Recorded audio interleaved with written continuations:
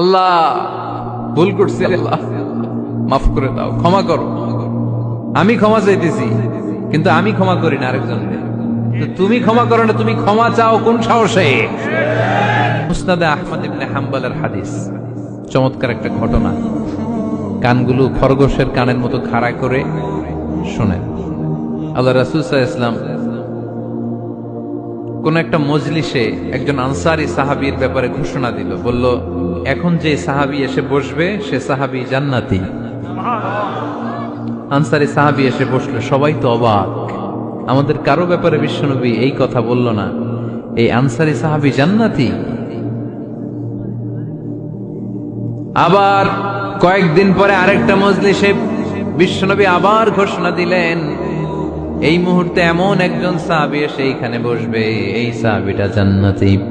সবাই খেয়াল করে দেখলো, আগের মজলিসে যেই লোকটাকে বিশ্বনবী জান্নাতি বলে ঘোষণা দিয়েছে, আজকেও ওই সাহাবী এসে ওই জায়গায় বসেছে। তৃতীয় দিন আবার বিশ্বনবী বললেন, এখন একজন সাহাবী এখানে এসে বসবে, সে জান্নাতি। সবাই খেয়াল করে দেখলো, ওই সাহাবীটাই আবার এসে বসেছে। সবাই অবাক, কি আজীব, কি আছে এই সাহাবীর মধ্যে, যে সাহাবীর ব্যাপারে খুব বিশ্বনবী তিনবার ঘোষণা দিলেন যে সে জান্নাতি। সবচেয়ে বেশি অবাক হয়েছিলেন সাইয়েদনা আব্দুল্লাহ ইবনে আমর ইবনে আস। মনে মনে ভাবলেন, এটা তো চারটেখানে কোনো কথা না, বিশ্বনবীর অ্যানাউন্সমেন্ট। দুনিয়ার বুকে বিশ্বনবী তিনবার এই আনসারী সাহাবীকে জান্নাতি বলে ঘোষণা দিয়েছে, নিশ্চয়ই এই সাহাবীর এমন বিশেষ কোন আমল আছে, এমন বিশেষত্ব আছে যেটা আমাদের মধ্যে নাই। যেমন করেই হোক এই সাহাবীর ভেতরের সব খবর আমার জানতে হবে। সাইয়েদনা আব্দুল্লাহ ইবনে আমর ইবনে আস একবার পরিকল্পনা করে ওই সাহাবীর বাড়িতে চলে গেলেন, যে বললেন, ভাই আমার আব্বার সাথে কয়েকদিন ধরে ঝগড়া, আমার ঘরে থাকতে মন চাচ্ছে না, তোমার বাসায় মেহমান হয়ে এসেছি, যদি তুমি অনুমতি দাও তোমার বাড়িতে 3 দিন মেহমান হয়ে আমি থাকতে চাই। কয়দিন? শুনতেছেন? বুঝতেছেন? কষ্ট হচ্ছে না তো? ওই আনসারী সাহাবী বলে, আহলান ওয়া সাহলান, খুশ আমদেদ, এ আমার সৌভাগ্য, আমার মেহমান হয়ে আপনি থাকবেন, আসেন আমার ঘরে থাকেন, এই ঘরে আমি থাকি, আর এই ঘরটা মেহমান হিসেবে আপনারে দিয়ে দিলাম, থাকেন। এবার আব্দুল্লাহ ইবনে আমর ইবনে আস খুব ভালোভাবে ফলো করতে লাগলেন, কখন এই আনসারী সাহাবী কি করে। 1 দিন 2 দিন 3 দিন পর্যন্ত ফলো করার পরে সাইয়েদনা আব্দুল্লাহ ইবনে আমর ইবনে আস এমন কোন বিশেষ আমল এই সাহাবীর মধ্যে খুঁজে পায় নাই। 3 দিন গভীরভাবে পর্যবেক্ষণ, অবজারভেশনের পরে বিশেষ কোনো আমল ওনার চোখে পড়ে নাই। এবার 3 দিন পরে তো চলে যাবার পালা, ঠিক কিনা? এবার তিনি সোজা সাপটা আনসারী সাহাবীর কাছে যে ভিতরের কথা খুলে বলে ফেললেন, বললেন, ও ভাই, আসলে আমার বাবার সাথে এমন বড় কোনো ঝগড়া আমার হয় নাই, যে কারণে বাড়ি থেকে বের হয়ে তোমার মেহমান আমার হওয়া লাগবে। আমি বিশেষ এক উদ্দেশ্যে এসেছি। কি উদ্দেশ্য? আব্দুল্লাহ ইবনে আমর ইবনে আস এবার বলতে আরম্ভ করলেন, আমরা খেয়াল করেছি 3টা মজলিসে বিষ্ণু ঈসা ইসলাম তোমাকে জান্নাতি বলে ঘোষণা করেছে, তাই আমি জানার জন্য এসেছি তুমি এমন কি আমল করো যে কারণে বিশ্বনবী ঘোষণা দিলেন যে তুমি জান্নাতি। কি এমন বিশেষ আমল আছে তোমার, আমার একটু বলো, আমি ওই আমল করে জান্নাতি হতে চাই। আল্লাহু আকবার। এবার আনসারী সাহাবী মুখ খুললেন, উনি বললেন, ও ভাই আব্দুল্লাহ ইবনে আমর ইবনে আস, এমন কোন বিশেষ আমল আমার নাই। হালাল পন্থায় রুজি করি, ব্যবসা করি, নামাজের সময় নামাজ পড়ি, রাতে এসে ঘুমিয়ে যাই, ফজরের আগ দিয়ে উঠে তাহাজ্জুদ করি, সময় মতো জিকির আজকার করি, কোরআন তেলাওয়াত করি, কিছু দান সদকা করি। সবাই যা করে আমিও তাই করি, স্পেশাল কোনো আমল আমার জীবনে নাই। তবে আব্দুল্লাহ ইবনে আমর ইবনে আস, শুনে রাখো, একটা কাজ আমি প্রতি রাতে করি, হয়তো বা এই কারণেও বিশ্বনবী আমার ব্যাপারে এমন ঘোষণা দিতে পারে। আব্দুল্লাহ বললেন, ও আনসারী সাহাবী, কি কাজ তুমি করো? এবার আনসারী সাহাবী বলতে লাগলেন, প্রতি রাতে যখন আমি আমার বিছানায় ঘুমোতে যাই, আমি কারো ব্যাপারে কোনো রাগ, কোনো হিংসা, কোনো ক্ষোভ অন্তর নিয়ে ঘুমাতে যাই না। ওই দিন যার সাথে যা হয়েছে সবাইরে মাফ করে দিয়ে মিটমাট করে একটা প্রশান্ত অন্তর নিয়ে আমি বিছানায় ঘুমাতে যাই। ওই দিনে কেউ আমার গালি দিছে, কেউ আমার বকা দিছে, কেউ আমার বিরুদ্ধে মিছিল করছে, উল্টা পাল্টা যে যাই করুক না কেন, আমি কিচ্ছু মনে রাখি না। আবি ইলা ফিরাশি, আমি এমন ভাবে আমার বিছানায় যাই, ওয়ালাইসা ফি কলবি হিকদুন আলা আহাদ, এমন অবস্থায় আমি শুয়ে পড়ি যে আমার হৃদয়ে কারো ব্যাপারে আমার হৃদয়ে কোনো ক্ষোভ নাই, কোনো হিংসা নাই, কোনো অহংকার নাই, সব রাগ ক্ষোভ ভুলে গিয়ে সবাইকে ক্ষমা করে দিয়ে আমি বিছানায় ঘুমাতে যাই। এজন্য বিশ্বনবী এই সাহাবীকে তিনটা মজলিসের ভরা মজলিসের মধ্যে জান্নাতি বলে ঘোষণা করেছে।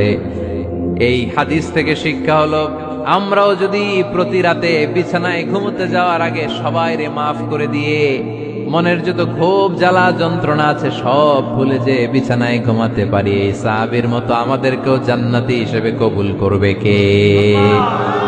পারবেন আজকে থেকে? বিছানায় যাওয়ার আগে কি করবেন? আজকে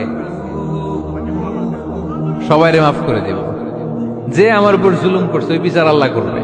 কে কি বললো ওটা দেখার দরকার নাই। কারো ব্যাপারে কোনো ক্ষোভ, কোনো তিক্ত অভিজ্ঞতা, জ্বালা যন্ত্রণা অন্তরে রাখবেন? রাখলে লাভ না লস? এটা আরো জ্বালা দিবে আমাদের, এটা আরো ভেতর থেকে কষ্ট দিবে। It will burn me inside, ভিতরে জ্বালিয়ে পুড়িয়ে শেষ করে দিবে। এগুলো বয়ে বেড়াতে চাই না আমি সব মাফ করে দিতে চাই। চিল্লায় বলো ঠিক কিনা? এজন্য আল্লাহ বললেন, আমার মুত্তাকিন বান্দাদের 3 নাম্বার বৈশিষ্ট্য, তারা অন্যের প্রতি রাগ ক্ষোভ অন্তরে পুষে রাখে না। অন্তরে রাগ ক্ষোভ জ্বালা পেলে পুষে রাখে না, বরং সবাইকে মুত্তাকি বান্দারা ক্ষমা করে দেয়। পারা যাবে? কি করবেন? ক্ষমা করব। কি করবেন? আল্লাহ আমাদেরকে ক্ষমা করুক, এটা আমরা চাই কি চাই না? আল্লাহ আমাদেরকে ক্ষমা করুক এটা আমরা চাই, কিন্তু আমরা আমাদেরকে ক্ষমা করতে পারি না। যদি আল্লাহর কাছে ক্ষমা পেতে চান তাহলে আগে নিজেরা নিজেদেরকে ক্ষমা করে দেন। আল্লাহ ভুল করছি, আল্লাহ মাফ করে দাও, ক্ষমা করো। আমি ক্ষমা চাইতেছি কিন্তু আমি ক্ষমা করি না আরেকজনকে। তো তুমি ক্ষমা করো না, তুমি ক্ষমা চাও কোন সাহসে? মা যাদাল্লাহু আবদান বিআফবিন ইল্লা ইজ্জান। আল্লাহর হাবিব ফরমান, কোন বান্দা যদি অন্য বান্দারে ক্ষমা করে দেয় আল্লাহ ওই বান্দার মর্যাদা বাড়িয়ে দেয়। ওয়া ইন তা'ফু ওয়া তাসফাহু ওয়া তাগফিরু ফাইন্নাল্লাহা গফুরুর রহিম। তুমি যদি অন্যরে মাফ করে দাও, তুমি যদি অন্যের ভুল ক্ষমা করে দাও, তোমার ভুলগুলো ক্ষমা করে দিবে কে? আল্লাহুম্মা ইন্নাকা আফুন কারীম। কদরের রাত্রে আমরা পড়ি, আল্লাহ তুমি ক্ষমাশীল, তুহিব্বুল আফওয়া, ক্ষমা করাকে তুমি ভালোবাসো। ফাআফু আন্নি, আল্লাহ তুমি আমারে ক্ষমা করে দাও। আল্লাহর ক্ষমার জন্য দিনরাত চোখের পানি ছেড়ে আমরা কাঁদি, কিন্তু অন্যরে ক্ষমা করতে চাই না। কথাটা বুঝতে পারছেন? আমরা আল্লাহর ক্ষমা চাই, কিন্তু আমরা আমাদেরকে ক্ষমা পেতে হলে আগে ক্ষমা পেতে হলে আগে ক্ষমা। মনে থাকবে তো? আমরা আসলে অতীতকে বয়ে বেড়াই, অতীতকে ভুলতে চাই না। কোন বছর কে আমারে মারছিল ওইটারে মনে রাখছি। কোন 20 বছর আগে আমারে অপমান করছিল মনে রাখছি। তোরেও আমি অপমান করুম, তুই আমারে মারছিলি তোরেও মারুম। 20 মনে রাখিস, দেখায় দিমু। তো এই যে এই দেখেন, খেয়াল করে দেখেন, 20 বছর আগে কোথায় আমার অপমান করছিল ওইটা আমি ভুলি নাই, মনে রাখিয়া দিছি। তার মানে 20 বছর ধরে এটা জ্বলতেছে। এদিকে ক্ষতি কি আমার না অন্য কারো? এগুলো ভিতরে জ্বলে, প্রতিহিংসার আগুন আপনারে জ্বালিয়ে দিবে। প্রতিশোধ নেয়ার আগুন দিনকে দিন আপনারে জ্বালায়। আপনি যদি একদিন ওরে অপমান করেন, মারেন, ও একদিন জ্বলবে, মরবে, কিন্তু প্রতিদিন আপনি জ্বলবেন। চিল্লা এখন ঠিক কিনা? রাসূল সাল্লাল্লাহু আলাইহি ওয়াসাল্লাম ক্ষমা করে দিতেন। মক্কা বিজয়ের দিন সব কাফির মুশরিক গুলো আল্লাহ রাসূল সাল্লাল্লাহু আলাইহি ওয়াসাল্লামের পায়ের সামনে থারথার করে কাঁপছিল। সবাই ভেবেছে আমরাও যেরকম পাষাণ, মুহাম্মদ মনে হয় তাই করবে, আমাদেরকে এবার কচুকাটা করবে। আল্লাহর রাসূল মক্কার কাফির মুশরিকদের এই দৃশ্য দেখে ঘোষণা দিয়ে দিলেন, ইযহাবু লা তাসরিবা আলাইকুমুল ইয়াউম, আজকে তোমাদের উপর আমার কোনো প্রতিশোধ নাই। ইযহাবু ফাআনতুমুত তালাকা, আমি তোমাদেরকে স্বাধীন করে দিলাম। ঐতিহাসিকরা বিশ্বনবীর এই বিশাল দিলদরিয়া দেখে অবাক হয়েছে। তারা বলতে বাধ্য হয়েছে, in the long history of the world there is no instance of magnanimity and forgiveness which was shown by Muhammad sallallahu, when all of his enemies laid under his feet and he forgave them one and all. পৃথিবীর ইতিহাসে ক্ষমার এরকম নজির কোন মানুষ দেখাতে পারে নাই।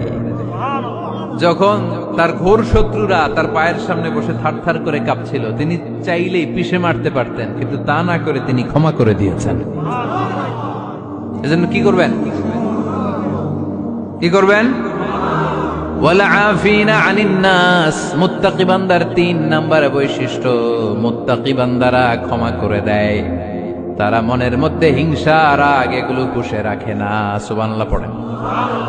যারা ক্ষমা করে এরা অনেক ভালো থাকে ভাই, জানেন? আপনি ক্ষমা করে দিলে আপনি শান্তিতে থাকবেন। আপনি যদি আপনার ব্যাড এক্সপেরিয়েন্স, তিক্ত অভিজ্ঞতা, কে আপনারে গালি দিছিল, কষ্ট দিছিল, সবসময় এগুলো বয়ে বেড়ান, it will burn yourself inside. এগুলো আপনার ভিতরে জ্বালায় পড়ে সারখার করে দিবে। আর যদি ভুলে যান, জায়গায় মাফ করে দেন, তাহলে শোধবোধ সব শেষ। আমি আছি শান্তিতে, ঠিক কি না? আমরা শান্তি চাই কি চাই না? আমরা অতীতের এই কষ্ট বুকে নিয়ে আর চলতে চাই? সমাধান একটাই, ক্ষমা করে দেন।